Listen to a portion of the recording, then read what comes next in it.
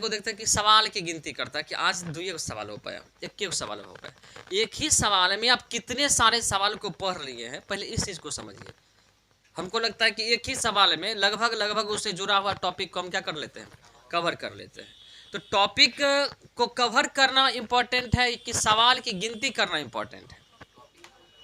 Topic को cover करना important है, ताकि क्योंकि अभी हम लोगों के पास समय है, और क्योंकि दरोगा का वैकेंसी शिफ्टेशन में दे रहा। अभी जो आप नोटिफिकेशन देखे थे उसमें कम सीट था। फिर उसके बाद जनरल जो दरोगा आता है वो अलग आएगा, सार्जेंट का अलग आएगा, लगभग 7800 आएगा, तो शिफ्टेशन में आएगा। तो टाइम अभी हम लोगों के पास है, इसीलिए करके प्रयास करेंगे हम लोग उन सारी चीज़ों का। और बाद में देखिएगा कि लगेगा कि लगभग सिलेबस से हो गया। ये अलग बात है कि सिलेबस सीरियली होता है, और ये थोड़ा सा जहाँ से सवाल आएगा उस टॉपिक को कवर करेगा। चलिए साहब, हम लोगों का पहला सवाल है कि सोन नदी का उद्गम स्थल है। आंसर क्या हो जाएगा?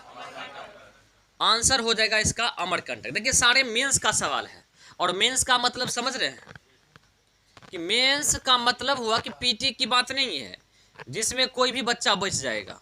मेंस में वही बच्चा बैठेगा जो बच्चा कुछ ना कुछ पढ़ के गया, पीटी क्वालिफाई किया है। पीटी क्वालिफाई किया है तो कम से कम तो 95% बच्चा तो होगा जो एग्जैक्टली जो है सो पढ़ के गया होगा, तभी तो पीटी क्वालिफाई किया। 5% मान लेते हैं कि वो टक्कर पे भी कुछ ना कुछ करके आ गया होगा, लेकिन आपके पास फाइटर जो होगा 95% होगा मेंस में।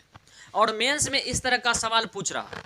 और मेंस में जो लास्टली जब होता है, जब 2500 का जब सीट होता है ना, तो लास्टली जो जाता है सेलेक्ट होकर के मेंस में बैठता है वो 50,000 के आसपास बैठता है, 50,000 बच्चा बैठता है।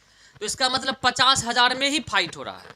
50,000 में कम से कम तो 40,000 आपका एकदम परफेक्ट फाइटर होगा, एकदम आपसे लड़ेगा। आ रहा समझ बातें? इसमें कोई डाउट नहीं ना? चलिए खोल दीजिए, अभी स्टार्ट नहीं, खोल दीजिए। आ रहा समझ बातें? तो एडजैक्ट, और उसके बाद आप 40,000 फाइटर के साथ लड़ रहे हैं, तो इसका मतलब ये हुआ कि खोल दीजिए गेट। थोड़ा सा चेयर है एक मिनट, हाँ बैठ लीजिए, एडजस्ट कर लीजिए, किसी तरह बैठना ही है, सुनना ही है कहानी को, और क्या। चलिए, कहानी को तो सुनना ही है। चलिए, तो मतलब 40,000 फाइटर के साथ आप लड़ रहे हैं, और जो है पूर्ण फाइटर है। ये पीटी नहीं है कि पंजाब में काम कर रहा है, ग्रेजुएशन किसी तरह कर लिया, दरोगा का वैकेंसी आया तो डाल दिए, सो बात नहीं है। ये परफेक्ट फाइटर आपके साथ ये फाइट करेगा, और ये फाइटर जो है, फाइटरों का ये सवाल है। आ रहा समझ बात है? तो इसका आंसर क्या हो जाएगा? इसका मतलब इस तरह का सवाल पूछा जाता है। 22 का सवाल है, हाल फिलहाल का सवाल है, ऐसा नहीं कि हम ईसा पूर्व का पढ़ा रहे सवाल, हाल फिलहाल का सवाल है। तो इसका मतलब है कि इस तरह के लेवल का सवाल आता है तो हम लोग आराम से करके आ सकते हैं। चलिए, इसका आंसर क्या हो जाएगा? सोन नदी का उद्गम स्थल कहाँ है? अमरकंटक है। कहाँ है? अमरकंटक है। देखिए, अमरकंटक मैकाल पर्वत श्रेणी का एक चोटी है। मैकाल पर्वत श्रेणी का एक चोटी है, जहां से मुख्यतः 3 नदियां, और भी नदियां निकलती है, लेकिन मुख्यतः 3 नदियों को हम लोग पढ़ते हैं अमरकंटक से निकलती है। कौन कौन सी नदी है? सोन नदी, और नर्मदा नदी, और महानदी। सही बात है, महानदी। ताप्ती तो सतपुड़ा से निकलती है ना। ताप्ती कहाँ से निकलती है? सतपुड़ा की पहाड़ी से। कहाँ से निकलती है? सतपुड़ा की पहाड़ी से। जबकि अमरकंटक से प्रमुख 3 नदियों को याद रखेंगे। एक याद रखेंगे हम लोग सोन नदी को, और एक याद रखेंगे हम लोग नर्मदा नदी को, और एक याद रखेंगे हम लोग महानदी को। नर्मदा नदी जो है ये अमरकंटक से निकलती है तो पश्चिम की ओर बहती हुई, पश्चिम उत्तर की ओर बहती हुई चली जाती है और अरब सागर में जाकर के गिर जाती है। और नर्मदा नदी डेल्टा नहीं बनाती है। क्या बनाती है? डेल्टा नहीं बनाती है, बल्कि क्या बनाती है? एस्चुरी बनाती है। क्या बनाती है? एस्चुरी बनाती है। याद रखिएगा, नर्मदा और ताप्ती डेल्टा नहीं बनाती है। डेल्टा का मतलब समझते हैं कि जब भी कोई नदियां जाती है ना, तो अपने साथ पानी के साथ साथ क्या लेके जाती है? गाद लेके जाती है। क्या जाती है? गाद लेके जाती है।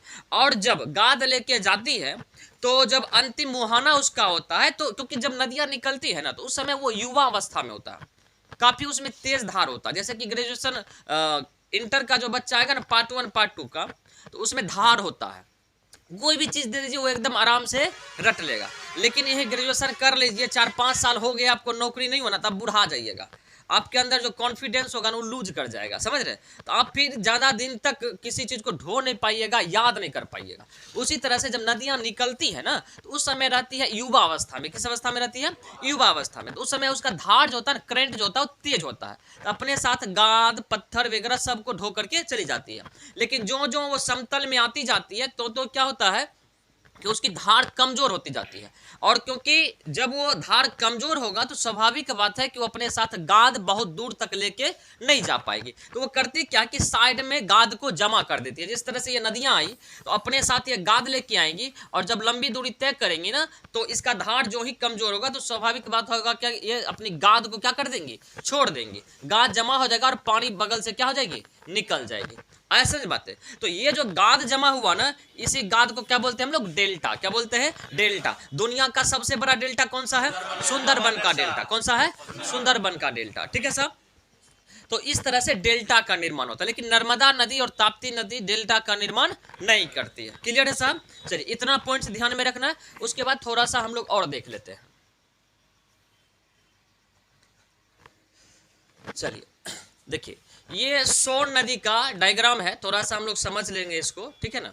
चलिए देखिए, यहाँ पर जो है ये है मैकाल पर्वत श्रेणी। ये जो आप देख रहे हैं ये ग्रीन वाला, ये है मैकाल पर्वत श्रेणी, ठीक है। मैकाल पर्वत श्रेणी का एक चोटी है, पर्वत है। ये हुआ श्रेणी। श्रेणी और पर्वत में अंतर है। श्रेणी का मतलब पहाड़ियों का, पर्वतों का क्या होना चाहिए, क्या कहते हैं, समन्वय होना चाहिए, मतलब बहुत सारी पर्वत हो तो उसको बोलते हैं हम लोग श्रेणी।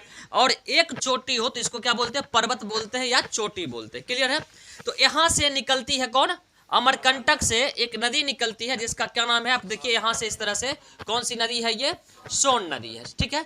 और इधर से आती है गंगा, इधर से आती है गंगा, और पटना के पास जाकर के सोन नदी गंगा नदी में मिल जाती है। इसका मतलब है कि सोन नदी किसकी सहायक नदी है, गंगा की सहायक नदी है। और ये भी याद रखिएगा कि गंगा की दक्षिण से आकर के मिलने वाली सबसे लंबी सहायक नदी है। ऐसे गंगा की सबसे लंबी सहायक नदी पूछेगा तो यमुना नदी है, लेकिन दक्षिण की तरफ से, गंगा में दक्षिण की तरफ से आकर के मिलने वाली सबसे लंबी नदी कौन है, सोन नदी है। कौन सी नदी, सोन नदी है। और ये कहाँ जाकर के मिल जाती है, पटना के पास। कहाँ, पटना के पास जाकर के गंगा में क्या हो जाती है, मिल जाती है। आ रहा समझ बात है? यहाँ से देखिए सोन नदी निकली, सोन के बाद एक नदी निकली इधर, देख रहे हैं ना, पश्चिम उत्तर की तरफ, कौन सी नदी, नर्मदा नदी। और ये फिर अरब सागर में जाकर के क्या हो जाती है, अरब सागर में खंभात के खाड़ी के पास गिर जाती है। अरब सागर में गुजरात का जो खंभात की खाड़ी है वहां जाकर के क्या हो जाती है, गिर जाती है। क्लियर है साहब? और इसकी जो लंबाई है कितना, 13-12, कितना है, 13-12 किलोमीटर, यानी 1312 किलोमीटर। फिर देखिए एक नदी और यहीं से निकलती है, बिल्कुल अमरकंटक के समीप से, और ये नदी है, कौन सा है, महानदी। कौन सी नदी है, महानदी। क्लियर है? और इसकी लंबाई कितनी है, 858 किलोमीटर। आपको बता देते, नदी की लंबाई में 10-20 किलोमीटर का कंट्राडिक्शन अलग अलग बुक में होगा, क्योंकि ये अलग अलग सर्वेक्षण किया जाता है, अलग अलग रिपोर्ट सौंपा जाता है अलग अलग संस्था के द्वारा। तो उसमें क्या होता है कि जब भी नदियाँ बहती है तो उसका सर्वेक्षण जब होता है तो अलग अलग संस्थाएं क्या होती है कि अलग अलग रिपोर्ट देती है। जैसे 10-20 किलोमीटर का क्या हो जाता है, अंतर हो जाता है। अंतर क्यों हो जाता है, क्योंकि आप, इसलिए हम बता दे रहे हैं पहले, क्योंकि ज्योग्राफी में कई नदियां आएगी, उसकी लंबाई लिखेंगे। आप लूसेंट में जाके देखिएगा, महेश बनवाल में जाके देखिएगा, और भी जगह जाके देखिएगा, तो आपको 10-20 किलोमीटर का अंतर होगा। फिर आप हमको आके बोलिएगा कि सर यहाँ पर ये लिखा हुआ, इसीलिए करके इस बात को पहले क्लियर कर देते हैं। आपको बताते हैं, आप यहाँ से जाइएगा मंझौल, मंझौल अगर आप सीधा जा रहे हैं, ठीक है, तो मान लीजिए 16 किलोमीटर, 16-17 किलोमीटर का रेंज। लेकिन अगर आप सीधा जा रहे हैं तब, लेकिन आप जाइएगा लहरिया कट मार ले, लहरिया कट मतलब बुझते हैं ना, ऐसे जाइएगा, ऐसे, समझ रहे हैं? तो बताइए, ऐसे जब जाएंगे लहरिया कट मार ले तो लंबाई बढ़ेगा कि घटेगा, बढ़ेगा ना। और समझ बात है, तो लहरिया कट में बढ़ जाएगा, समझ रहे हैं, और सीधा जाएंगे तो घट जाएगा। वही बात है, नदी का जब लंबाई मापा जाता है, इन्हें फीता लगा के मापा जाता है, समझ रहे हैं। वो समुद्री जहाज होता है जिसके द्वारा हम लोग क्या करते हैं, नॉटिकल मील को माप लेते हैं। तो जब भी समुद्री जहाज, बड़ा जहाज जाएगा तो वो क्या होगा, जल स्तर जहां अधिक होगा उस क्षेत्र से जाएगा। अब देखते हैं ना गंगा वगैरह में नाव जब चलती है, जिधर पानी अधिक होता है उधर से जाता है, तो मुड़ मुड़ के जाएगा तो लंबाई क्या हो जाएगा, बढ़ जाएगा ना। और जब मान लीजिए छोटी जहाज जाएगी उससे नापा जाएगा तो वो सीधा चली जाएगी और उसकी लंबाई क्या हो जाएगी 10-20 किलोमीटर, ज़्यादा अंतर नहीं, 10-20 किलोमीटर का क्या हो जाएगा अंतर हो जाएगा। क्लियर हुआ कि अलग अलग बुक में अलग अलग क्यों होता है, इसमें कोई डाउट नहीं ना। चलिए साहब, तो इसका 858 किलोमीटर, कोई दिक्कत इसमें नहीं ना। चलिए थोड़ा सा और देख लेते हैं नेक्स्ट। अब देखिए ये सोन नदी निकली है, तो सोन नदी ये कहाँ पर अमरकंटक है, एमपी और छत्तीसगढ़ के बॉर्डर पे है, ठीक है ना। और यहाँ से निकलती है एमपी से बहती हुई चली आती है कहाँ, झारखंड में, और झारखंड से फिर प्रवेश कर जाती है कहाँ, बिहार में। कहाँ प्रवेश कर जाती है, बिहार में, ठीक है। और बिहार में जब प्रवेश करती है तो ये उत्तर प्रदेश के बॉर्डर, बिहार और उत्तर प्रदेश के बॉर्डर से भी क्या कर जाती है, ये गुजरती है, ठीक है साहब, यहाँ से गुजरती है। और जब ये गुजरती है तो बिहार में जो प्रवेश करती है ये रोहतास कैमूर के क्षेत्रों में प्रवेश करती है। कहाँ करती है, रोहतास के क्षेत्रों में। कहाँ प्रवेश करती है, रोहतास के क्षेत्रों में। आप देख रहे कहाँ है ये, रोहतास कैमूर, ये रोहतास है ना, रोहतास के क्षेत्रों में क्या करती है, प्रवेश करती है बिहार में। कहाँ प्रवेश करती है, बिहार में। आ रहा समझ में बातें। चलिए साहब, अब देखिए जब प्रवेश कर रही है तो इस तरह से बहती हुई कहाँ जाके मिल गई है, पटना के समीप किस नदी में, गंगा नदी में। क्लियर है। अब देखिएगा साहब, कुछ इसकी प्रमुख सहायक नदी है। कई बार हो सकता है कि इसकी सहायक नदी पूछ दे, जब यहाँ से पूछा है कि उद्गम स्थल का क्या है तो हो सकता है कि इसकी सहायक नदियाँ भी पूछ दे। अब देखिए कि यहाँ पर एक नदी आती है एमपी से ही आती है, और ये कौन सी नदी है, गोपर नदी। कौन सी नदी है, गोपर नदी। बस ये कहाँ से निकलती है, क्या होती है, उतना पढ़ने की आवश्यकता नहीं है। उद्गम स्थल उसी का पूछेगा जो इंपॉर्टेंट है, बस इसकी सहायक नदी जरूर याद रखिएगा। कौन सी नदी है, गोपर नदी। उसके बाद देखिए एक और नदी आती है, ये है आपका रिहंद नदी। कौन सी नदी है, रिहंद नदी। और ये सोनभद्र जिला है उत्तर प्रदेश का, वहाँ आती है और सोनभद्र में आकर के सोन नदी में मिल जाती है। सोनभद्र में सोन नदी में मिल जाती है कौन सी नदी, रिहंद। सोनभद्र में सोन नदी में कौन सी नदी, रिहंद नदी। क्लियर है। उसके बाद देखिए इधर से आएंगे तो इधर से एक नदियां आएंगी, कोयल नदी। कौन सी नदी, कोयल नदी। कोयल नदी आएगी और आने के बाद झारखंड के समीप आकर के ये दो भागों में बट जाती है, दो भागों में बट जाती है। तो एक जलधारा को बोलते हैं उत्तरी कोयल। क्या बोलते हैं, उत्तरी कोयल। और एगो को बोलते हैं दक्षिणी कोयल। यहाँ पर कंट्राडिक्शन है, जो दक्षिण की तरफ है उसको बोलते हैं उत्तरी कोयल, और जो उत्तर की तरफ है उसको बोलते हैं दक्षिणी कोयल। ठीक है। तो कई बार आप डायग्राम देखिएगा तो आपको लगेगा कि वो दक्षिण की तरफ सर लिख दिए उत्तरी कोयल, ऐसा नहीं है, ऐसा है ही, समझ रहे ना। चलिए ये आकर के फिर देखिए झारखंड में आकर के क्या हो जाती है, उत्तरी कोयल मिल जाती है। और झारखंड बिहार का जो कैमूर और रोहतास है उसके समीप आकर के ये दक्षिणी कोयल आकर के मिल जाती है। ऐसा बात है, इस तरह से मिल गई। अब देखिए सोन नदी की लंबाई कुल कितनी है, 780 किलोमीटर। कितना है, 780 किलोमीटर। आए समझ बात है। उसके बाद देखिए डेहरी ऑन सोन, इस पर एक बांध बना हुआ है, डैम बना हुआ है, डेहरी ऑन सोन। कौन है, डेहरी ऑन सोन। इस बात को याद रखिएगा, पूछा जाएगा कि डेहरी ऑन सोन बिहार में अवस्थित है और ये किस नदी पर बना हुआ है, तो क्या बोलेंगे हम लोग, सोन नदी पर। क्या बोलेंगे, सोन नदी पर। और इस पर एक बांध भी बना हुआ है, इस पर एक बांध भी बना हुआ है, जिस बांध को क्या बोलते हैं, एनीकट बांध। क्या बोलते हैं इसको, एनीकट बांध। एनीकट बांध साहब याद रखिएगा, ये बांध है और ये एनीकट, बस सिंबॉलिक दे दिए, मत सोचिएगा कि बांध ऐसा ही होता है, ठीक है, बस समझने के लिए ऐसा डाल दिए। क्लियर है ना। और इसमें कोई डाउट है क्या, नहीं ना, हो गया ना। अच्छा एक नदी और बची हुई है, एक नदी है आपका कान्हर नदी। कौन सी नदी, कान्हर नदी। ये आती है और बिहार में ही आकर के मिल जाती है, याद रखिएगा साहब, रोहतास में आकर के ये मिल जाती है। कान्हर नदी कहाँ मिलती है, रोहतास में आकर के मिल जाती है, लिख सकते हैं आप रोहतास में, रोहतास में आकर के ये कान्हर नदी मिल जाती है। तो याद रखिएगा कि सोन नदी की प्रमुख सहायक नदी हम लोग क्या पढ़े अभी, गोपर नदी, रिहंद नदी, कोयल नदी और कौन सा, कान्हर नदी। क्लियर है ना, कोई दिक्कत इसमें नहीं ना। चलिए साहब ये हो गया इसका डायग्रामेटिक। अब लाइन में थोड़ा सा देख लेते हैं, कुछ अगर बात हो तो। चलिए हाँ क्या बोले, हाँ डैम है ये। चलिए वहां से नहर निकाला गया है बांध बना करके। चलिए साहब अमरकंटक, आंसर क्या होता था इसका, अमरकंटक ना। देखिए सोन नदी, यह नदी मध्य प्रदेश के मैकाल पर्वत के अमरकंटक नामक स्थल से क्या करती है, निकलती है। यह नदी झारखंड के पलामू, गढ़वा जिला से बहती हुई बिहार के रोहतास, औरंगाबाद, भोजपुर एवं पटना के समीप गंगा में क्या हो जाती है, मिल जाती है। तो आपके झारखंड के जिला को भी लिख दिए हैं, बिहार के भी जिला को लिख दिए। तो हो सकता है कि सोन नदी का प्रवाह क्षेत्र कौन कौन सा बिहार का जिला है, ऐसा अगर पूछ दे तो आप यहाँ से कर सकते हैं। ठीक है साहब। चलिए साहब, जब भी हम लोग पढ़ेंगे तो उतनी चीज़ों को जरूर पढ़ेंगे जहाँ से सवाल पूछने की संभावना हो। चलिए साहब, यह नदी गंगा की दक्षिणी सहायक नदी में सबसे लंबी नदी है। ऐसे पूछेगा कि गंगा की सबसे लंबी सहायक नदी कौन सा है, यमुना है। लेकिन ये पूछेगा कि दक्षिणी सहायक नदी कौन सी है, क्या होगा, तो सोन होगा। और सोन नदी पूछेगा कि गंगा में किस ओर से आकर के मिलती है, क्या बोलेंगे और पूछेगा कि सोन नदी का बहाव क्षेत्र किस दिशा में है, क्या बोलेंगे, उत्तर की ओर। बहाव क्षेत्र है उत्तर की ओर, गंगा से है स्थित दक्षिण की ओर। ऐसा समझ बात है, इस बात को ध्यान में रखिएगा। चलिए, इसकी लंबाई कुल कितनी है, 780 किलोमीटर है, तथा बिहार में इसकी लंबाई कितना है, 202 किलोमीटर। बिहार में इसकी लंबाई 202 किलोमीटर।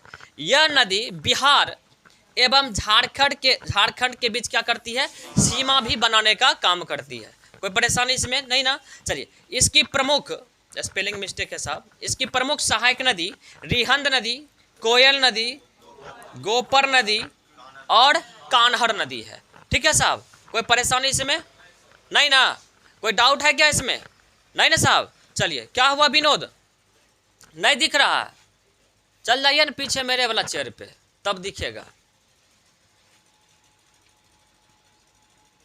चलिए, सोन नदी पर डेहरी ऑन सोन डैम बनाया गया है, जो बिहार का सबसे पुराना जल परियोजना है। ठीक है साहब, इस बात को याद रखिएगा, बिहार का सबसे पुराना जल परियोजना डेहरी ऑन सोन है। इस परियोजना के तहत सोन नदी पर 1876 ईस्वी में 1876 ईस्वी में एनीकट बांध बनाया गया। कौन सा बांध बनाया गया है, एनीकट बांध बनाया गया। क्लियर है साहब। चलिए, ये था हम लोगों का पहला सवाल।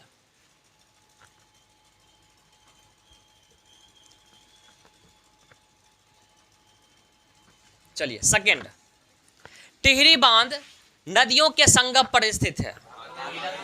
देखिए, ये सवाल आज तक कितना एग्जाम में पूछा हो गया, सैकड़ों एग्जाम में पूछा हो गया होगा, चाहे वो फायरमैन हो, चाहे वो दरोगा हो, चाहे वो बीपीएससी हो, चाहे वो क्या कहते हैं फॉरेस्ट गार्ड हो। इतना एग्जाम में पूछा गया जिसका कोई वर्णन नहीं है साहब। तो कब ये पूछ देगा इसकी कोई गारंटी नहीं है, और यहाँ से सवाल यही होता है। लेकिन हम लोग प्रयास करेंगे कि हो सकता है कि अभी तक ऐसा पूछा है भागीरथी और भिलंगना से, तो बाद में इससे जुड़ा हुआ चीजें और भी पूछ सकता है। तो आंसर इसका क्या हो जाएगा, टिहरी बांध किन नदियों के संगम पे है, क्या हो जाएगा, भागीरथी एवं भिलांगना। आंसर क्या हो जाएगा आपका, भागीरथी एवं भिलांगना। कोई परेशानी इसमें नहीं ना। चलिए साहब, थोड़ा सा इससे जुड़ा हुआ जो इंपॉर्टेंस फैक्ट है इसको देख लेते हैं।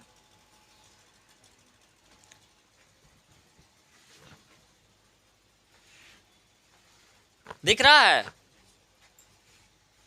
क्योंकि उससे बनाने में हमको नहीं बन रहा था, क्या कहते हैं जो बनाते हैं आप लोग लैपटॉप पे, उससे नहीं हो रहा था हम लोगों को बनाने में। इसीलिए करके हम सोचे कि इसी तरह से डाल देंगे, ज़्यादा बेहतर रहेगा, क्या समझने में भी आसानी होगा। ऐसे हमको आइडिया दिया कि आप नेट से सर कर लीजिए ना डाउनलोड। हम बोले कि नेट से करेंगे तो जितना इफेक्ट इसमें है एक साथ क्या मिलेगा नेट पे, इतना एक साथ क्या, बताइए। चलिए, देख लेते हैं थोड़ा सा। ये भिलंगना की बात की है, भिलंगना और भागीरथी की। तो आप देख रहे हैं भागीरथी यहाँ है और भिलंगना यहाँ पर अवस्थित है, देख रहे हैं ना। हम लोग इसको क्रम से पहले देख लेते हैं, ठीक है। इससे जुड़ा हुआ जितनी भी नदियाँ हैं, जितना भी फैक्ट्स है, यहाँ से हम लोग देख लेते हैं। चलिए देखिएगा, सबसे पहला नंबर, तो यहाँ पर आप देख लीजिए, यहाँ पर एक ग्लेशियर है। इस ग्लेशियर का नाम है सतोपथ ग्लेशियर। क्या नाम है, सतोपथ ग्लेशियर। और ये उत्तराखंड के अलकापुरी में है। कौन सा जगह है, अलकापुरी। कौन सा पुरी, अलकापुरी, ठीक है। ये उत्तराखंड के सतोपथ हिमानी जो है अलकापुरी जिला में अवस्थित है, और अलकापुरी में ये अवस्थित है। और यहाँ से एक नदी निकलती है, यहाँ से एक नदी निकलती है, और इस नदी को क्या बोलते हैं, विष्णु गंगा। क्या बोलते हैं इसको, विष्णु गंगा। पीछे से दिख रहा है क्या, इसको क्या बोलते हैं, विष्णु गंगा। आ रहा समझ बात है। विष्णु गंगा के तट पर ही नंदा देवी, नंदा देवी पढ़े हैं राष्ट्रीय पार्क, नंदा देवी राष्ट्रीय पार्क कहाँ है? उत्तराखंड में। और ये जो अवस्थित है विष्णु गंगा के समीप अवस्थित है। कहाँ अवस्थित है? विष्णु गंगा जो नदी है उसके समीप ये नंदा देवी अवस्थित है। क्लियर है साहब? अब देखिएगा ये जो अवस्थित है नंदा देवी नेशनल पार्क किस जिला में है? चमौली जिला में। किस जिला में? चमौली जिला में। क्लियर? चलिए अगला देखिएगा साहब, जब इधर से विष्णु गंगा आती है ना तो इधर से एक दूसरी नदी आ जाती है जिसको बोलते हैं धौली गंगा। क्या बोलते हैं इसको? धौली गंगा। एक है विष्णु गंगा, एक है धौली गंगा। आ रहा समझ बात है? धौली गंगा। और धौली गंगा जो निकलती है ये गढ़वाल क्षेत्र से। कहाँ से निकलती है? उत्तराखंड का जो गढ़वाल जिला है वहां से निकलती है। कोई डाउट है क्या? काशी काशी कोई डाउट है क्या? उत्तराखंड कहाँ हम बोल रहे हैं कि नीचे है उत्तराखंड? क्या बोले? उत्तराखंड बोले। हाँ उत्तराखंड बोल रहे हैं ना हम, तो उत्तराखंड है। ये सारे उत्तराखंड की बात करेंगे। यहाँ पर जितना भी बात होगा ना उत्तराखंड की बात होगा। ठीक है, उत्तराखंड। तो ये गढ़वाल जिला है उत्तराखंड का। ठीक है ना, अलकापुरी भी उत्तराखंड में, चमोली भी उत्तराखंड में। और गढ़वाल के पास नीति दर्रा, कौन सा दर्रा है? नीति दर्रा। नीति दर्रा है, दर्रा पढ़ाएंगे आगे है, नीति दर्रा है। और इसी दर्रा के समीप से एक ग्लेशियर है और वहां से निकलती है ये नदियां। कौन सी नदियां? धौली गंगा और विष्णु गंगा और धौली गंगा जिस स्थान पे आके मिलती है उसको बोलते हैं विष्णु प्रयाग। क्या बोलते हैं उसको? विष्णु प्रयाग। कई बार यहाँ से सवाल पूछा जाता है कि विष्णु गंगा और धौली गंगा निम्नलिखित में से किस स्थानों पर मिलती है या इनके संगम स्थान क्या है? क्या बोलेंगे हम लोग? विष्णु गंगा। क्लियर है साहब? फिर देखिए एक नदी यहाँ से निकलती है, ये नंदा घुंगटी से। कहाँ से निकलती है? नंदा घुंगटी। जगह का नाम है नंदा घुंगटी। ठीक है, नंदा घुंगटी। ठीक है, तो ये घूंघट डाल के निकल जाती है। ठीक है, और कौन नदी निकलती है? नंदाकनी। कौन सी नदी? नंदाकनी। और ये नंदाकनी आकर के फिर से देखिए, जब याद रखिए ये विष्णु गंगा और धौली गंगा जब दोनों मिल गई ना तो दोनों मिलने के बाद बनती है अलकनंदा नदी। क्या बनती है? अलकनंदा। जो ही विष्णु गंगा और धौली गंगा मिली तो वो मिलने के बाद क्या बन जाती है? अलकनंदा। तो पूछा जाएगा कि अलकनंदा नदी किन दो नदियों के मिलने से बनती है? तो क्या बोलेंगे? विष्णु गंगा और धौली गंगा। अब ये कौन नदी हो गई? अलकनंदा। अब देखिए आ गई इधर से अलकनंदा और इधर से आ गई नंदाकनी। कौन सी नदी? नंदाकनी। और दोनों मिल जाती है नंद प्रयाग में। दोनों कहाँ मिल जाती है? नंद प्रयाग में। अब नंद प्रयाग में मिल जाती है। ये अभी तक भी है अलकनंदा ही, कल आएगी अलकनंदा ही। हाँ क्या बोले? विष्णु प्रयाग कहाँ बनेगा? ये जगह का नाम है नंद प्रयाग, जगह का नाम है विष्णु प्रयाग। समझ रहे हैं? और ये नदी का नाम है विष्णु प्रयाग। ठीक है, सॉरी विष्णु गंगा। विष्णु गंगा। ठीक है, जगह का नाम विष्णु प्रयाग और नदी का नाम विष्णु गंगा। क्लियर है ना? चलिए जहां पर फैक्ट समझाते हैं वहां पर ध्यान देते चलिए। यहां से आके मिल गई, यहां तक कोई डाउट क्या? नहीं ना? अब समझिएगा, ये नंदा घुंगटी से निकली थी नंदाकनी और नंद प्रयाग में आकर के क्या हो गई? मिल गई। ये जगह का नाम है नंद प्रयाग, विष्णु प्रयाग। ठीक है, चलिए अब देखिएगा एक नदी और आती है और ये निकलती है पिंडारी ग्लेशियर से। कहाँ से निकलती है? पिंडारी ग्लेशियर से। और ये उत्तराखंड के बागेश्वर जिला में है। कहाँ है? बागेश्वर जिला में। उत्तराखंड के बागेश्वर जिला से जो पिंडारी ग्लेशियर है वहां से एक नदी निकलती है जिस नदी का नाम है पिंडारी नदी। क्या नाम है? पिंडारी नदी। और ये नदी पिंडारी नदी बहती हुई अलकनंदा में आकर के मिल जाती है कर्णप्रयाग के पास। कहाँ मिलती है? कर्णप्रयाग के पास। क्लियर है साहब? कोई दिक्कत नहीं ना? देखिए कहीं भी डाउट हो ना तो आप अपने में मत गुनगुनाया करिए, हमसे पूछा करिए। आप गुनगुनाते हैं तो मेरा ध्यान उधर चला जाता है क्योंकि मेरा 360 डिग्री घूमते रहता है। चलिए इतना तक कोई डाउट क्या? नहीं ना? चलिए उसके बाद देखिए इधर की नदियां हो गई। इधर में पहला कौन सी नदी आके मिली थी? विष्णु गंगा और धौली गंगा। दोनों मिलके क्या बनी? अलकनंदा। फिर अलकनंदा और कौन सी नदी मिली? नंदाकनी। फिर आगे बढ़ के कौन सी नदी मिली? पिंडारी नदी। क्लियर है? अब देखिएगा साहब, जगह का नाम याद रखिए, विष्णु गंगा और धौली गंगा कहाँ मिली है? विष्णु प्रयाग में। नंदाकनी नदी और अलकनंदा कहाँ मिली है? नंद प्रयाग। देखिए नंदाकनी नंद प्रयाग, विष्णु गंगा विष्णु प्रयाग। ठीक है, पिंडार कर्ण प्रयाग। कोई परेशानी इसमें? नहीं ना? चलिए साहब अब देख लेते हैं, यहां से देखिएगा इस तरफ से आकर के एक नदी मिलती है जिसको बोलते हैं मंदाकिनी नदी। क्या बोलते हैं? मंदाकिनी। इसको उत्तराखंड में ना बाद में जाकर के इसको काली गंगा के नाम से भी जाना जाता है। किस गंगा से? काली गंगा से। किस गंगा से? काली गंगा के नाम से जाना जाता है। किसको? मंदाकिनी नदी को। मंदाकिनी नदी जो निकलती है, ये निकलती है केदारनाथ के समीप एक घाटी है, चौड़ाबाड़ी घाटी। कौन सा घाटी? चौड़ाबाड़ी घाटी। ठीक है, चौड़ाबाड़ी घाटी से कौन नदी निकलती है? मंदाकिनी। ये VVIA साहब कई बार ये पूछा गया कि कहां से निकलती है मंदाकिनी नदी। ठीक है ना, तो ये निकल जाती है केदारनाथ के समीप चौड़ाबाड़ी घाटी के से निकलती है और ये बहती हुई सीधे चली जाती है किसमें? अलकनंदा में मिल जाती है। अलकनंदा में मिल जाती है और अलकनंदा में जो मिलती है कहाँ मिलती है? रुद्रप्रयाग। कहाँ मिलती है? रुद्रप्रयाग। कोई डाउट इसमें? नहीं ना साहब, रुद्रप्रयाग के पास ही आकर के मिल जाती है। अब देखिए नेक्स्ट देखते हैं हम लोग, जो सवाल था भागीरथी और भिलांगना। भागीरथी और भिलांगना। देखिए भागीरथी, गंगा का जो उद्गम हम बोलते हैं गंगोत्री है, वास्तविक में गंगा का वो उद्गम नहीं है, वो भागीरथी का है। किसका है? भागीरथी का है। बाद में जब भिलांगना और क्या कहते हैं, सॉरी, अलकनंदा और क्या कहते हैं ये भागीरथी, दोनों जब मिलती है तब इसका नाम क्या होता है? गंगा। तो एक्चुअली हम भागीरथी को ही क्या बोलते हैं? गंगा। मतलब जहां से गंगा भागीरथी निकलती है वो गंगा का ही रूप है और पूरी नदी को हम भागीरथी ही मान लेते हैं आगे चलकर। ठीक है ना, इसीलिए करके गंगा का उद्गम स्थान बोले या भागीरथी का बोले, दोनों क्या होता है? उद्गम स्थान सेम ही है। तो याद रखिएगा कि भागीरथी जो नदी है ये उत्तरकाशी उत्तराखंड का जिला है। उत्तराखंड का एक जिला है जिसका नाम है उत्तरकाशी। वहां पर एक जगह है जिसका नाम है गोमुख। क्या नाम है? गोमुख। और गोमुख जगह से गंगोत्री ग्लेशियर एक है। गोमुख के पास में क्या है? गंगोत्री ग्लेशियर है और उस ग्लेशियर से ये नदियां निकलती है। कौन सी नदियां? भागीरथी नदी। कौन सी नदी? भागीरथी नदी। आया समझ बात है? चलिए अब देखिएगा कि इधर से आती है भिलांगना। भिलांगना जो निकलती है खतलिंग ग्लेशियर से। किससे निकलती है? खतलिंग ग्लेशियर से। तो एक निकली गंगोत्री ग्लेशियर से और एक निकली खतलिंग ग्लेशियर से। आ रहा समझ बात है? यहां से जब ये दोनों निकली, दोनों आकर के मिल गई। दोनों आके मिल गई। कोई डाउट? जब मिल गई ना, तो जहां मिली उस जगह को बोला जाता है गणेश प्रयाग। क्या बोला जाता है? गणेश प्रयाग। क्लियर है साहब? अब देखिए इसी जगह पर दोनों जहां मिली है, यहीं पर एक बांध बनाया गया है जिसको बोला गया है टिहरी बांध। क्या बोला गया है? टिहरी बांध। तो बताइए कि टिहरी बांध किसके संगम पे है? भागीरथी और भिलांगना। और दोनों किस स्थान पे मिलती है? गणेश प्रयाग। किस स्थान पे? गणेश प्रयाग। आया समझ बात है? अब देखिएगा साहब, अभी तक ये कहलाएगी भागीरथी ही। अभी तक क्या कहलाएगी? भागीरथी ही। ठीक है, अब जब ये भागीरथी कहलाएगी तो ये फिर आकर के मिल जाती है किस नदी में? क्योंकि अभी तक ये नदी कौन सी है? अलकनंदा। और अलकनंदा में देव प्रयाग के पास आकर के मिल जाती है और तब ये नदियां बन जाती है देव, यानी गंगा मैया। आया समझ में? देव प्रयाग में आकर के क्या बन जाती है? गंगा मैया। आया समझ बात है?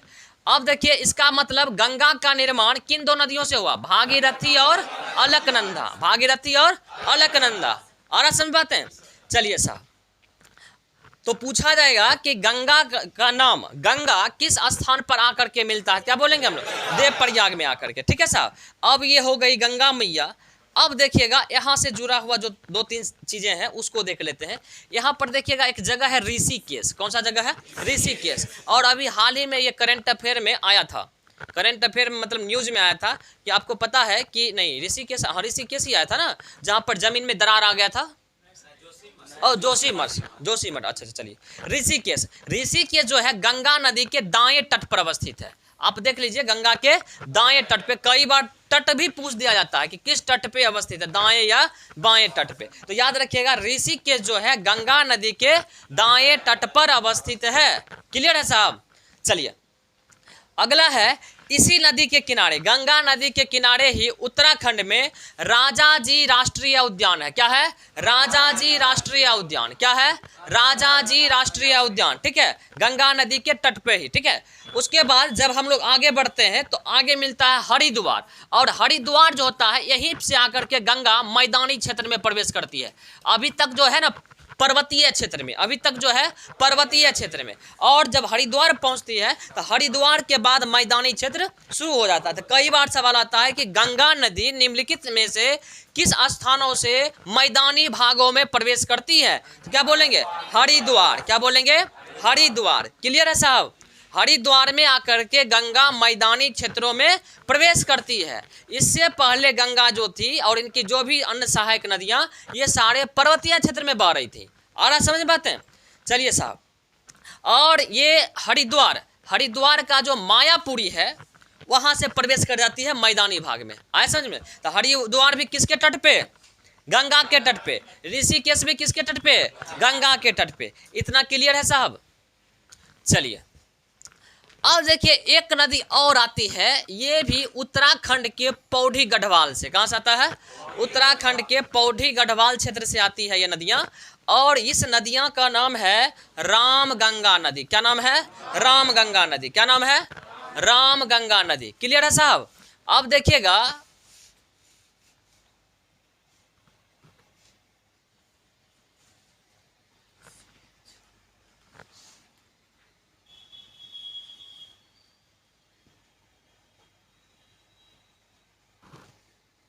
चलिए रामगंगा कहां से निकली थी? पौड़ी गढ़वाल से, ठीक है ना। और यहाँ पर जो पहाड़ी है, जिस पहाड़ी का नाम है वह है दूधा टोली पहाड़ी। कौन है? दूधा टोली पहाड़ी। तो याद रखिएगा कि रामगंगा कहाँ से निकलती है? दूधा टोली पहाड़ी से। और दूधा टोली पहाड़ी कहाँ है? पौड़ी गढ़वाल में। कहाँ है? पौड़ी गढ़वाल में। अब ये नदियाँ बहती हुई उत्तराखंड से चली आती है उत्तर प्रदेश में। कहाँ चली आती है? उत्तर प्रदेश में। अब ये रामगंगा आती है तो याद रखिएगा कि जिम कॉर्बेट नेशनल पार्क जो कहाँ है? उत्तराखंड में है। कहाँ है? उत्तराखंड में है। और इसका नाम अब चेंज हो गया है, क्योंकि ये जो जिम कॉर्बेट है ना, पहले इसे देखिए, सबसे पहले इसका नाम था हेली। सबसे पहले इसका क्या नाम था? पुराना नाम हेली। कई बार पूछा जाएगा कि जिम कॉर्बेट नेशनल पार्क का पुराना नाम क्या है? क्या बोलेंगे? हेली। फिर बाद में जाकर के इसका नाम पड़ा जिम कॉर्बेट नेशनल पार्क। क्या पड़ा? Jim Corbett national park. और पूछा जाएगा कि जिम कॉर्बेट नेशनल पार्क किस नदी के किनारे अवस्थित है? क्या बोलेंगे? रामगंगा नदी। क्या नदी? कौन सा नदी? रामगंगा नदी। लेकिन अब इसका नाम चेंज हो गया। अब जिम कॉर्बेट का नाम फिर चेंज हो गया। अब इसका हो गया रामगंगा नेशनल पार्क। क्या हो गया?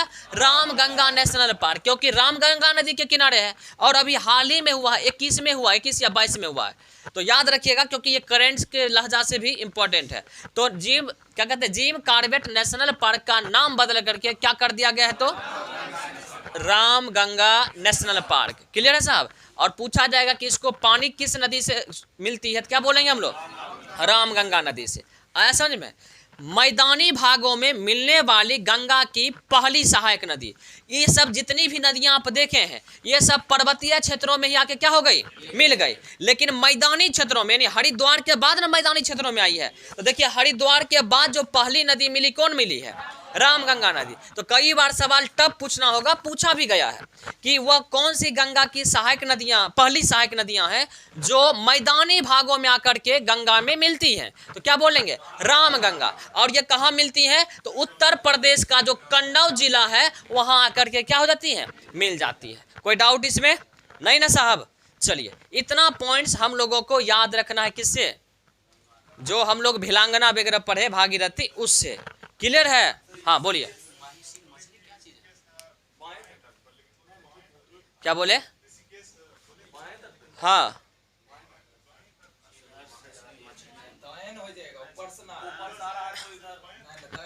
यही ना डॉटेड जो आप देख रहे हैं, यही ना कह रहे हैं? देखिए, यही ना आप कहना चाह रहे हैं कि सर ऋषिकेश आप इधर डॉट दिए हैं। हाँ, दाएं तट लिखे। क्या इसी तो है दाएं तट पे? क्या बोले? नहीं, इधर ही है। हाँ, और इधर लिखा हुआ एरो का निशान देकर के इधर स्पेस के वजह से सोचे कि एक तरफ जब लिखा रहा है ना, और कोई बात नहीं है, समझे? आप नदियां देखिए इस तरह बह रही है ना, ऐसे देखिए बताते हैं। नदियां जब बहेगी ना, सोच रही है जैसे नदी बह रही है उधर हम बह रहे हैं, जिधर नदी बह रही है उधर हम भी बह रहे हैं। अब नदी बह रही है ऐसे, तो बताइए दायां किधर आएगा? इधर आएगा। हाँ लिख दिए हैं इस तरफ, वो अलग बात है, और कोई बात नहीं है। चलिए हाँ एक देखिए ये माहिसीन मछली याद रखिएगा, अलकनंदा नदी में केवल और केवल ये मछलियां अलकनंदा नदी में ही पाई जाती हैं। माहिसीन मछली, कौन सी मछली? माहिसीन मछली। ये भी सवाल पूछा गया था एक बार फॉरेस्ट गार्ड में कि माहिसीन मछली निम्नलिखित में से किन नदियों में पाई जाती है? तो याद रखिएगा कौन सा? अलकनंदा में। ये अलकनंदा के तलहटी में पाई जाती है, एकदम जमीन में सटी हुई रहती है, ऊपर नहीं आती है। और जब इसको अंडा देना होता है तब ये चली आती है ऊपर, ऐसा फिर अंडा दे करके फिर चल जाती है नीचे। तो याद रखिएगा माहिसीन मछली। कौन सा? माहिसीन मछली। ठीक है ना। चलिए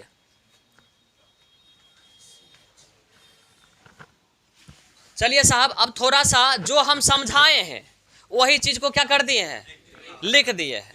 ठीक है, मतलब डायग्रामेटिक और थ्योरेटिकली दोनों चीजों को साथ कर दिए, ताकि आप लाइन, जिनको लगेगा कि लाइन में ही अच्छा लगता है हमको रटने में तो रट भी सकते हैं, जिनको लगता नहीं समझ के आंसर देना है तो अब समझ भी सकते हैं। चलिए साहब, तो इसका तो आंसर होता भागीरथी और भिलंगना। धौली गंगा और विष्णु गंगा कहाँ? विष्णु प्रयाग में। अलकनंदा और पिंडार कहाँ पे? कर्ण प्रयाग में। अलकनंदा और मंदाकिनी कहाँ पे? रुद्र प्रयाग। अलकनंदा प्लस भागीरथी का संगम कहाँ? देव प्रयाग। भागीरथी प्लस भिलंगना का संगम कहाँ? गणेश प्रयाग। और अलकनंदा और नंदाकिनी का संगम नंद प्रयाग। ये सब पढ़ा है ना अभी। चलिए साहब, भागीरथी नदी गोमुख के निकट गंगोत्री हिमानी गंगा का उद्गम स्रोत है। गंगा बोलिए या फिर भागीरथी बोलिए, ये भागीरथी लिख देते हैं यहाँ पे, ठीक रहेगा, भागीरथी। ठीक है साहब। चलिए, अलकनंदा का उद्गम स्रोत बद्रीनाथ के ऊपर सतोपथ हिमानी जो कहाँ है? अलकापुरी में, यहीं पर जो हिमनद है वहीं से ये निकलती है। भिलंगना नदी उत्तराखंड के खतलिंग ग्लेशियर से निकलती है। और भिलंगना की जो सहायक नदी है उसको भी याद रखिएगा, भिलंगना की जो सहायक नदी है मंड गंगा। कौन सा गंगा? मंड गंगा, बाल गंगा और दूध गंगा। मंड गंगा, बाल गंगा, दूध गंगा। मंड गंगा, बाल गंगा, दूध गंगा। क्लियर है साहब। चलिए, इतना पॉइंट ध्यान में रखना है। चलिए आप देख लीजिएगा थोड़ा सा, क्योंकि रामगंगा को इसलिए लिखे हैं क्योंकि रामगंगा का भी नाम चेंज हुआ है और नेशनल पार्क को लेकर के, इसीलिए करके थोड़ा सा उस पर ज़्यादा हम लिख दिए हैं।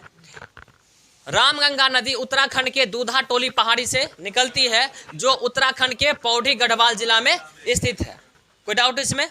इस नदी के किनारे जिम कॉर्बेट नेशनल पार्क स्थित है, जिसका नाम अब क्या हो गया है?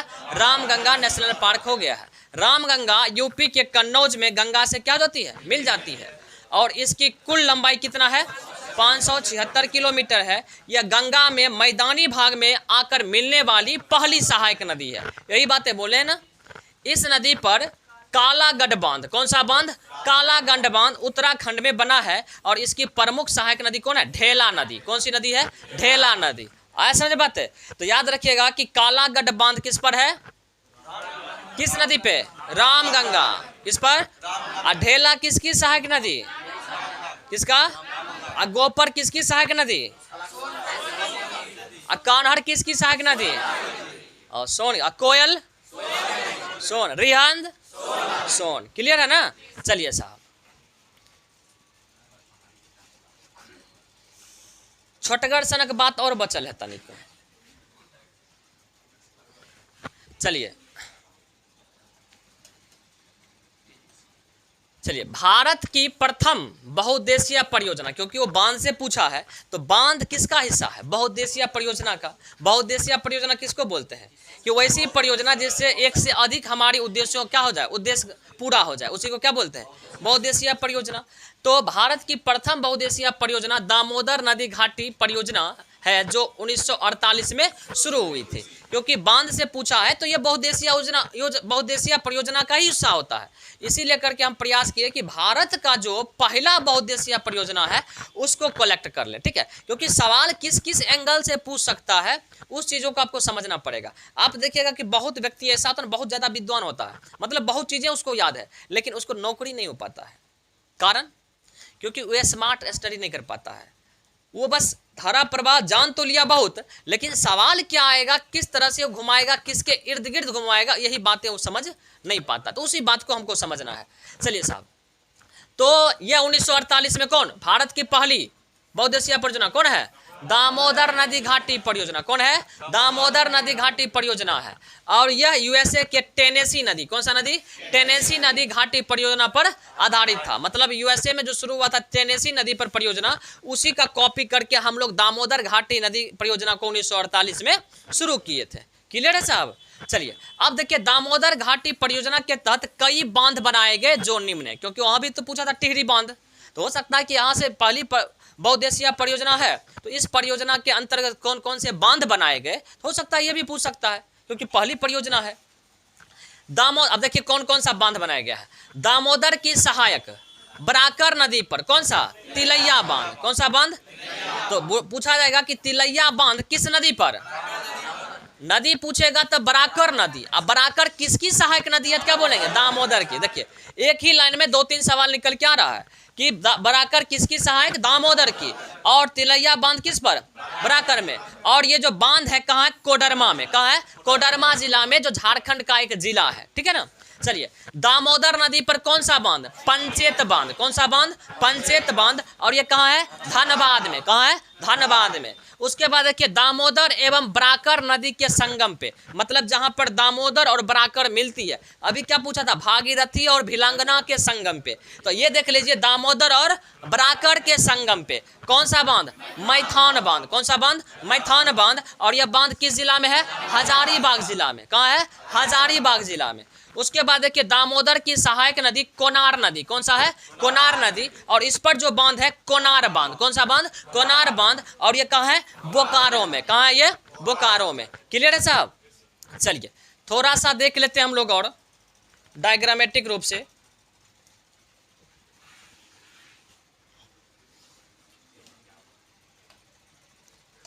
चलिए साहब देखिए, यहाँ जो है ना, ये है छोटा नागपुर का पठार। क्या है ये? छोटा नागपुर का पठार। छोटा नागपुर के पठार से ही निकलती है कौन सी नदी? दामोदर नदी। कौन सी नदी? दामोदर नदी। ठीक है। और ये दामोदर नदी झारखंड से बहती हुई चली जाती है कहाँ? पश्चिम बंगाल में। और पश्चिम बंगाल में हुगली। आपको पता है कि गंगा नदी बाद में 2 जलधाराओं में बढ़ जाती है पश्चिम बंगाल में, जो एक जलधारा कहलाती है हुगली। क्या कहलाती है? हुगली। और इसी हुगली नदी में आकर के मिल जाती है कौन सी नदियाँ? हुगली में कौन सी नदी? दामोदर नदी। कौन सी नदी? दामोदर नदी। दामोदर नदी आकर के मिल गई। ठीक है ना? अब देखिए, दामोदर नदी आकर के मिल गई, तो आपको बताएं कि दामोदर की एक सहायक नदी है जिसका क्या नाम है? कोनार नदी। क्या है? कोनार नदी। और इस पर जो बांध बनाया गया है, कौन सा बांध? कोनार बांध। कौन सा बांध? कोनार बांध। और ये किस जिला में है? हजारीबाग जिला में। किस जिला में? हजारीबाग जिला में। ठीक है। चलिए उसके बाद ये जब दामोदर नदी बहती है तो देखिएगा कि दामोदर नदी पर ही एक बांध बनाया गया है। और ये बांध कौन सा है? पंचेत बांध। कौन सा बांध है? पंचेत बांध। और ये किस जिला में है? धनबाद जिला में। क्लियर है साहब? फिर देखिए, ये नदियां जब बहती हैं तो इससे एक और आकर के नदी मिल जाती है जिसका क्या नाम है? जमुनिया नदी। कौन है? जमुनिया नदी। कौन सा नदी? जमुनिया नदी। ठीक है ना? इसका मतलब जमुनिया किसकी सहायक नदी? कोनार किसकी सहायक नदी? बराकर किसकी सहायक नदी? तो आपको नहीं लग रहा कि डायग्रामेटिक से कई सवाल क्रिएट हो रहा है और उसका आंसर भी मिल रहा है? तो इस तरह से आपको करना पड़ेगा साहब। चलिए एक देखिए, नदियां आ रही है बराकर नदी। कौन सी नदियां? बराकर नदी। और ये आकर के मिल जाती है किस नदी में? दामोदर में। और जब ये दोनों मिलती है तो दोनों के संगम पे अवस्थित है कौन? मैथान बांध। और ये बांध कहाँ है? हजारीबाग। क्या बोले? एक मिनट। हाँ नहीं यहाँ पर, हाँ सही बात, बोकारो मिस्टेक हो गया, इसको सही कर लीजिएगा। बोकारो। ठीक है, ये होगा हजारीबाग। ठीक है, अब ठीक हो गया। चलिए क्लियर है ना? अब ठीक है।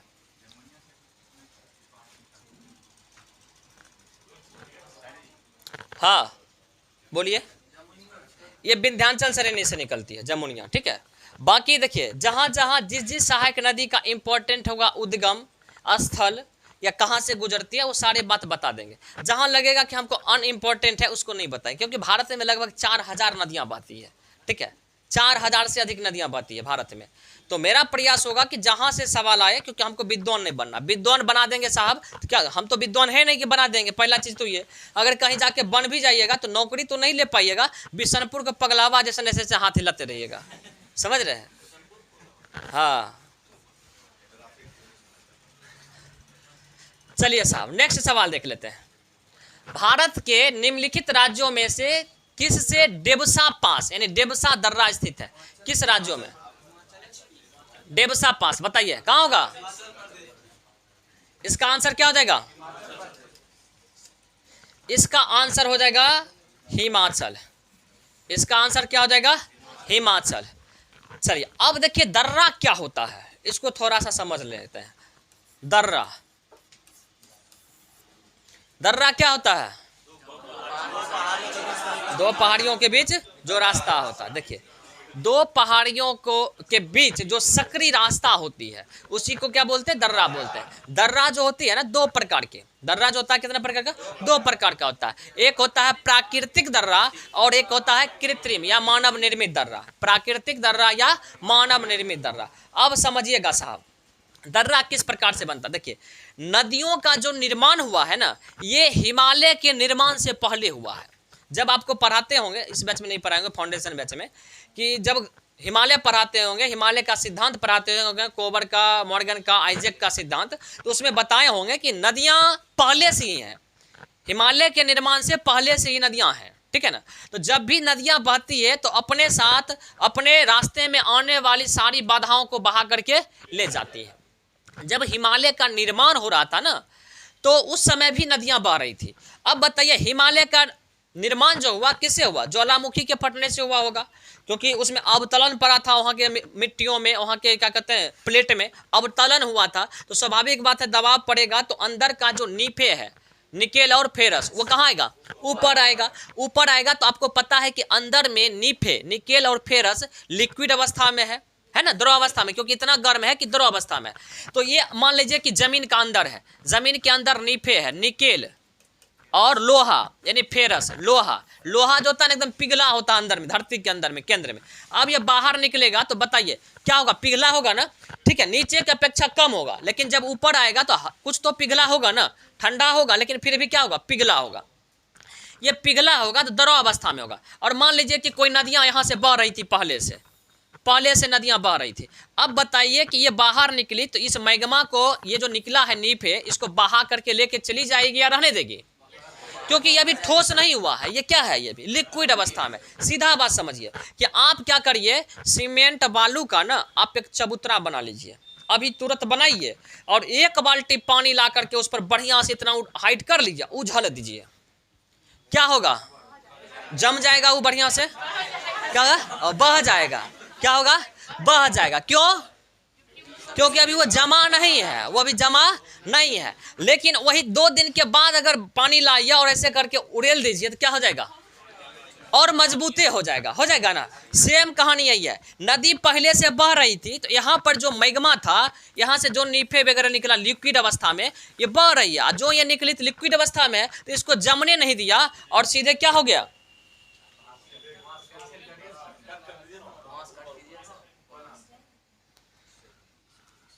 और सीधे क्या हो जाएगा? इसको बहा करके लेके चली जाएगी। और बताइए यहाँ से नीफे केवल तो यहीं से नहीं निकलेगा, इसके अगल बगल से भी निकलेगा ना, इस तरह से निकलेगा। अब देखिए ये बहा करके लेके चली गई तो यहाँ पर पर्वत बन जाएगा, क्योंकि बाद में जम गया तो ये क्या बन जाएगा? पर्वत बन जाएगा। यहाँ भी पर्वत बन जाएगा लेकिन बीच वाला भाग पर्वत नहीं बनेगा। तो इसका डिजाइन कैसा हो जाएगा? ऐसा हो जाएगा ना। यहाँ से नदियां बह रही है, आ रहा समझ बात है। अच्छा नदियां कहाँ से निकलती है? जितना भी हिमालय नदियां कहाँ से निकलती है? ग्लेशियर से निकलती है, हिमनद से निकलती है। तो एक समय तो आता होगा कि जहाँ की ग्लेशियर पूरी तरह क्या हो जाती होगी? पिघल जाती होगी, क्योंकि हर जगह का टेम्परेचर धीरे धीरे क्या होता है? जलवायु परिवर्तन के कारण बदल रहा है, बढ़ रहा है टेम्परेचर, जिसके कारण परिवर्तित होकर के ग्लेशियर पिघल रही है। और एक समय ऐसा आता होगा कि ग्लेशियर पूरी तरह से पिघल जाती होंगी। जब यहाँ की ग्लेशियर पूरी तरह से पिघल जाएगी तो बताइए यहाँ से जो नदी बह रही थी ये नदियाँ बह पाएंगी क्या? नहीं ना, ये नदियां क्या हो जाएंगी? सूख जाएंगी, ये नदियां सूख जाएंगी। अब बताइए यहाँ से तो नीफे आया था, यहाँ से नीफे तो आया था। अब बताइए नीफे जब आया था यहाँ से बहा के लेके चला गया नीफे, ये पानी इसको नदी, तो इसका मतलब है नीफे जो आया होगा इस दरार में जमा हो गया होगा कि नहीं हो गया? जम गया होगा ना। इस दरार में जब जम गया होगा तो इसका मतलब क्या अब नीफे को आने देगा ऊपर? क्या अब ये जम गया, इसका जो क्या कहते हैं, निकलने का जो छिद्र था वही क्या हो गया, बंद हो गया। अब ये हो जाएगा ना तो ये निकल पाएगा ना ही नदियां बह पाएगी। अब क्या हो जाएगा, ये बीच का एक पतला सा रास्ता जैसा प्रयोग होगा, और उसी का प्रयोग हम करते हैं व्यापार के लिए, आवागमन के लिए। तो यही क्या कहलाएगा, दर्रा कहलाएगा। तो इस प्रकार से जो दर्रा बनेगा ना, ओकरा की बोलेंगे, प्राकृतिक दर्रा। क्या बोलेंगे, प्राकृतिक दर्रा। क्योंकि उस समय हम लोगों के पास टेक्नोलॉजी था नहीं कि हम लोग पहाड़ को काट करके रास्ता बना देते, तो इसीलिए करके हम लोग इसी दर्रा का प्रयोग करते थे एक स्थान से दूसरे स्थान तक जाने के लिए। लेकिन अब टेक्नोलॉजी हो गया तो हम लोग काट काट करके पहाड़ को जहां से जरूरत होता है उसे क्या बनाते हैं, सुरंग बना लेते हैं, और इसको बोला जाता है मानव निर्मित या कृत्रिम दर्रा। आए समझ बात है, पता चल गया दर्रा कैसे बनता है, कोई डाउट इसमें नहीं ना। चलिए साहब, अच्छा दर्रा का प्रयोग हम रास्ता के रूप में क्यों करते हैं, दो स्थानों को जोड़ने के लिए। मान लीजिए कि ये पर्वत है, इस तरह से श्रेणी है, और ये 500 मीटर तक है, या 500 किलोमीटर का, ठीक है। और यहाँ से कोई वस्तु बन रहा, मान लीजिए कि यहाँ पर चाय पत्ती का उत्पादन हो रहा है और यहाँ पर नहीं हो रहा है। तो अगर इस शहर में हम पहुँचाने जाएंगे तो 10 रुपया का चाय पत्ती, और उब करके 500 किलोमीटर घूम के जाएंगे तो क्या रुपये किलो हो जाएगा, समझ सकते हैं। ट्रांसपोर्टिंग जो चार्ज होगा इसी पर जुटेगा, 500 रुपया केजी। बताइए महंगा होगा कि नहीं होगा। तो इसी हर चीज़ महंगा हो जाएगा और हर चीज़ पर प्रभाव पड़ेगा। इसीलिए करके अब बताइए, यहाँ से यहाँ दूरी आने के लिए मात्र 5 किलोमीटर है मान लीजिए, तो रास्ता कौन बढ़िया होगा, ये वाला। तो इसीलिए करके हम लोग आर्थिक नुकसान से बचने के लिए भी इस तरह की बात करते हैं, प्रयोग, इस रास्ता का प्रयोग। चलिए अब एक दर्रा पूछा एक, तो हम लोग कई दर्रा को थोड़ा सा पढ़ लेंगे।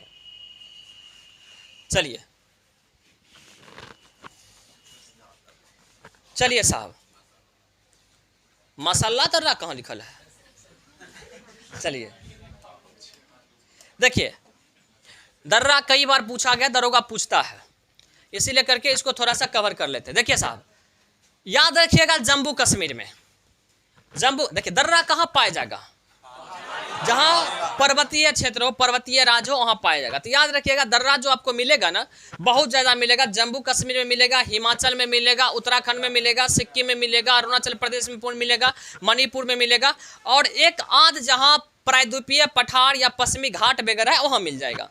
चलिए, तो हम लोग जम्मू कश्मीर से याद रखेंगे, जम्मू कश्मीर में कौन कौन सा है। तो याद रखिएगा जम्मू कश्मीर में एक लाएंगे, क्या याद रखिएगा, बुर्जिल पीर का जो बनिहाल, बुर्जिल पीर का जो बनिहाल, ठीक है, बुर्जिल पीर का जो बनिहाल। देखिए बुर्जिल है ना, तो इसको आप सेंस में लीजिए, बुजदिल, क्या लीजिए, बुजदिल। बुजदिल मतलब क्या होता है, कायर, डरपोक। तो उसका हाल क्या हो जाता है, बुरा हो जाता है कि बढ़िया होता है, बुरा हो जाता है। तो याद रखिएगा कि बुर्जिल पीर का जो बनिहाल, ठीक है। और देखिए पीर ये शब्द है, आपको नहीं लगता है कि मुस्लिम समुदाय से जुड़ा हुआ शब्द है पीर।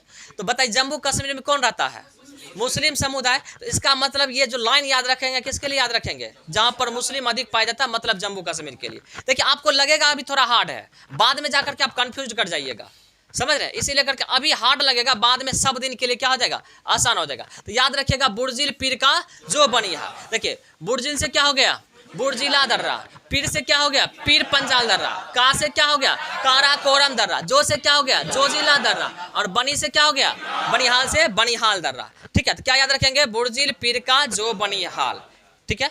उसके बाद अच्छा एक बात बताइए, जम्मू कश्मीर के लिए किसके किसके बीच में लड़ाई होता है, भारत और पाकिस्तान। भारत बोलता है कि कश्मीर ला, क्या बोलता है, कश्मीर ला, और पाकिस्तानों क्या बोलता है, कश्मीर ला। तो ला ला ला ला वाला सिस्टम क्या हो रहा है, जम्मू कश्मीर के लिए, भारत और पाकिस्तान में किसके लिए, जम्मू कश्मीर के लिए। तो जितना में लगल रहेगा ला ला ला, कौन सी ला, जम्मू कश्मीर ला, जितना में लगल रहेगा ला, सब कहाँ मिलेगा, जम्मू कश्मीर में। याद रखिएगा जो भी ला, क्या ला, जम्मू कश्मीर ला, जो भी ला जम्मू कश्मीर ला। तो अब देखिए चांगला, क्या है, चांगला, थांगला, फोटूला, खारदूंगला, कांगला, देख रहे हैं। तो क्या याद रखेंगे, चांगला, थांगला, फोटूंगला, खारदूंगला और कांगला। क्या याद रखेंगे, फिर से बोलिए, चांगला, थांगला, फोटूला, खारदूंगला और कांगला, ठीक है साहब। तो जो भी ला कश्मीर ला, जो भी ला कश्मीर ला, और बुर्जिल पीर का जो बनिहाल, बुर्जिल पीर का जो बनिहाल, और जो भी ला कश्मीर ला। क्या बोलेंगे? बोलिए, चांगला, थांगला, खारदुंगला, फोटुंगला और कांगला। ठीक है, क्लियर है साहब? कोई डाउट इसमें? नहीं ना? चलिए, अच्छा रुकिए ना, उसको भी क्लियर कर देंगे, सबका जुगाड़ है। चलिए, इसमें कोई डाउट? अब दूगो आपका इसमें छूट गया है, दूगो याद रखना पड़ेगा। याद रखिएगा, अघिल और मिनटेक, दूगो छूटा है। क्या बोले? ना, इसका नहीं है, सभ्य कैसे हो जाएगा साहब? दूगो याद रखिएगा, मिनटेक और अघिल, मिनटेक और अघिल। तो याद रखेंगे, बुर्जिल पीर का जो बनिहाल, और एक लाइन याद रखेंगे, जो ला कश्मीर ला। ठीक है, तो एक बार बोल दीजिए जम्मू कश्मीर का शुरू से, जो भी पहले से बोलिए, बुर्जिला दर्रा, ऐसे नहीं, ऐसे नहीं, ये हुआ नहीं, बियाह वाला गीत नहीं गाइए, बोलेंगे तब बोलिएगा। पहला क्या बोले? दूसरा पीर पंजाल, तीसरा, उसके बाद बनिहाल, उसके बाद ला वाला बोलिएगा। पहला बोलिए ला, चांगला, उसके बाद थांगला, उसके बाद फोटूला, उसके बाद खारदुंगला, उसके बाद कांगला। ठीक है, बाद में हो गया पाकिस्तान कंगला, हो गया ना? चलिए, तो ये हो गया ना, दूग बच गया, मिनटेक और अघिल। चलिए, अब देखिए साहब, इसमें तो सब नहीं हो पाएगा, लेकिन 2-3 हो जाएगा ट्रिक से। याद रखिएगा, हिमाचल प्रदेश में छिपकली का बड़ा टांग, क्या याद रखेंगे? हर जगह मिलता है छिपकली का छोटगर टांग, हम लोग याद रखेंगे हिमाचल प्रदेश में बड़गर टांग। क्या याद रखेंगे? छिपकली का बड़ा टांग। क्या याद रखेंगे? छिपकली का बड़ा टांग। देखिए, याद रखेंगे हिमाचल प्रदेश में छिपकली का बड़ा टांग। ठीक है, तो देखिए, छिपकली से क्या हो जाएगा? छिपकिला दर्रा, 12 से 12 लाचा दर्रा, और टांग से रोहटांग दर्रा। आए समझ में? तो 3 तो आपका हो गया, निकल गया। ठीक है, बाकी 3 को याद रखिएगा, डेबसा दर्रा, कुजुम दर्रा, चंसल और इंद्रप्रहार। डेबसा, कुजुम, चंसल और इंद्रप्रहार, चारों को एक साथ बोलिए, डेबसा, कुजुम और चंसल, इंद्रहार। ठीक है, फिर से बोलिए, डेबसा, कुजुम, चंसल, इंद्रहार। ठीक है ना? चलिए साहब, तो ये कुल मिलाकर के क्या हो गया? हिमाचल प्रदेश में, कुल मिला के हो गया हिमाचल प्रदेश में। चलिए साहब, नेक्स्ट देख लेते हैं। चला, ये उत्तराखंड में, उत्तराखंड में याद रखिएगा, माना नीति लेख। क्या याद रखेंगे? माना नीति लेख, माना नीति लेख। क्या याद रखेंगे? माना नीति लेख, किसका? उत्तराखंड में माना नीति लेख। तो याद रखना है, बुर्जिल पीर का जो बनिहाल, जो ला कश्मीर ला, जम्मू कश्मीर, छिपकली का बड़ा टांग, कहाँ पे? हिमाचल प्रदेश। देखिए, ये सब जो चारों है, रेयर केस में पूछा जाता है, बाकी अधिकतर आपको यही पूछा जाता है। ठीक है साहब, उसके बाद उत्तराखंड में क्या याद रखेंगे? माना नीति लेख, उत्तराखंड का माना नीति लेख। कोई डाउट इसमें? चलिए, तो याद रखिएगा, माना दर्रा, नीति दर्रा और लेख का लिपू लेख दर्रा, और एक और याद रखिएगा इसमें, मयाली दर्रा। कौन सा? मयाली दर्रा। ठीक है साहब, चलिए, हाँ जाइए ना। चलिए, नेक्स्ट देखिएगा साहब, थोड़ा सा इसको कर देते हैं। अगला है सिक्किम। याद रखिएगा, देखिए, जब हम लोग को नौकरी नहीं मिलता है तो हम लोग क्या करते हैं? बहुत बच्चा फ्रस्ट्रेट हो जाएगा, बेचारा बहुत पढ़ेगा, नहीं नौकरी होगा ना, आग लगा लेगा, जल जाएगा, आत्महत्या कर लेगा। तो याद रखिएगा, सिक्किम में नौकरी नहीं मिला तो सिक्किम में एक नाम है, आदमी, लड़का का नाम, जो बेरोजगार हो गया बेचारा, उसका नाम है नाथू। क्या नाम है उसका? नाथू। समझ रहे? नाथू नाम है उसका। और बेचारा नौकरी नहीं मिला तो जल गया, कहाँ जाके? सिक्किम में जाके। तो याद रखिए, सिक्किम में नाथू जले, सिक्किम में नाथू जले। कहा है? दरोगा नहीं बन पाया, सिक्किम में नाथू जले। याद रखेंगे, सिक्किम में। और ये दुए जो है ना, काफी इंपॉर्टेंट है सिक्किम में, याद रखिएगा, ये 2 जो है ना काफी इंपॉर्टेंट, कई बार पूछा गया। तो याद रखेंगे, सिक्किम में नाथू जले। क्या याद रखेंगे? सिक्किम में नाथू जले। चलिए देखिए, नाथू से हो गया नाथूला दर्रा, और जले से हो गया जलेपला दर्रा, जले से जलेपला दर्रा। कहाँ पे? सिक्किम में। कोई डाउट इसमें? नहीं ना? अभी बोलवाएंगे ना, डाउट है तो। चलिए,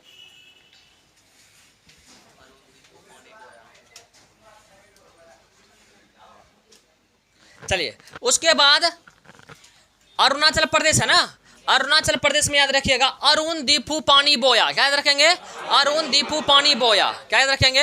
अरुण दीपू पानी बोया। ठीक है, अरुण, हाँ, अरुण एगो लड़का है, और उसको बुझने ना, पानी एक लगा रहा धरती में।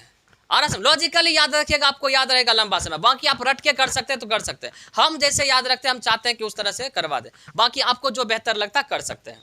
चलिए साहब, हमको ये लगता है कि अभी रट के तो लीजिएगा ना, लेकिन 6 महीना के बाद पूछेगा तो अरुणाचल प्रदेश को जरूर आप सिक्किम में घुसा दीजिएगा, उत्तराखंड को जरूर आप हिमाचल में घुसा दीजिएगा, और हिमाचल को जम्मू कश्मीर ले आइएगा, एकदम करिएगा ऐसा।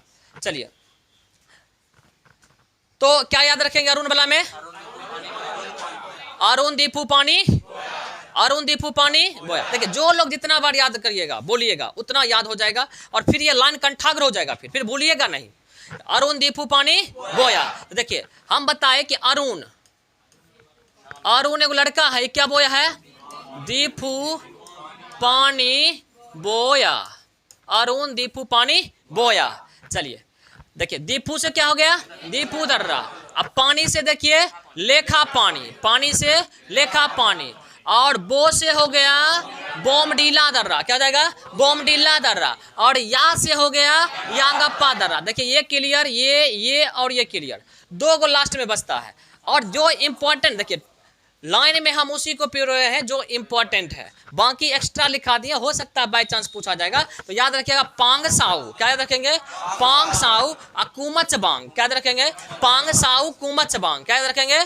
पांग साऊ और कुमच बांग। चलिए, क्लियर है साहब? चलिए, उसके बाद एक बच गया मणिपुर में, तो मणिपुर में याद रखेंगे तुजू दर्रा। क्या हो जाएगा? तुजू दर्रा। महाराष्ट्र में आएंगे तो भोरे भोर थाली लेके बोख रहा है, ठीक है, महाराष्ट्र में भोरे भोर थाली लेके बोख रहा है, तो याद रखिएगा थाल घाट और भोर घाट, क्योंकि आप मार दीजिएगा पाल घाट भी, हम जानते हैं, हम जानते हैं उस समय कंफ्यूज होइएगा ना तो पाल घाट भी मार दीजिएगा। इसीलिए करके याद रखिएगा कि महाराष्ट्र में भोरे भोर सब लोग कहाँ जाता है? थाली लेके जाता है, समझ में? तो याद रखिएगा महाराष्ट्र में भोरे भोर थाली, ठीक है, तो भोर घाट और थाल घाट। याद हो गया क्या? पूछ लें क्या? ठीक है, 2 मिनट में पूछ लेते हैं, बस 15 हो गया टाइम, 2 मिनट में पूछ लेते हैं, बस काम खत्म हो जाएगा दर्रा का। चलिए साहब, बताइएगा जम्मू कश्मीर में क्या बोले थे? पहला लाइन बुर्जिल पीर का जो बनिहाल, तो बुर्जिल से उसके बाद काराकोरम, उसके बाद जोजिला, उसके बाद बनिहाल, उसके बाद लाभ लाम बताइए तो पहला ला थांगला, दूसरा ला है बियाबला, पहला बताइए कौन ला? कौन सा? चांगला, दूसरा थांगला, तीसरा फोटूला, उसके बाद खारदुंगला, उसके बाद कंगला, उसके बाद लास्ट में कंगाल कर देना है, ठीक है, हो गया। और उसके बाद 2 और था, कौन था? अघिल और मिनटेक, अघिल और मिनटेक, ये हो गया जम्मू कश्मीर। चलिए, हिमाचल में क्या बताए थे? छिपकिली का बड़ा टांग, छिपकिली का बड़ा टांग, छिपकिली में क्या बताए थे? छिपकीला, उसके बाद बारालाचा, उसके बाद रोहतांग, और बताए थे 4 गो, पहला देवसा, उसके बाद कुजुम, उसके बाद सही बात है, उसके बाद इंद्रहार। क्या था? इंद्रहार। चलिए, उत्तराखंड में क्या बताए? माना नीति लेक। क्या बताए थे? माना नीति लेक, माना दर्रा, उसके बाद नीति दर्रा, उसके बाद लिपू लेक दर्रा। सिक्किम में, सिक्किम में, हाँ, सिक्किम में नाथू जले, सिक्किम में नाथू जले, तो कौन कौन दर्रा? नाथुला दर्रा और जलेपला दर्रा। अरुण दीपू पानी, अरुण दीपू पानी बोया, दीपू से उसके बाद लेखा पानी, उसके बाद बोमडिल्ला, उसके बाद यांगप्पा, और 2 और बताए कौन? पांग साऊ, क्या? पांग साऊ और कुमच बांग, पांग साऊ और कुमच बांग। और मणिपुर में, मणिपुर में टूजू, और उसके बाद महाराष्ट्र में थाल घाट और भोर घाट। दर्रा हो गया आपका समाप्त।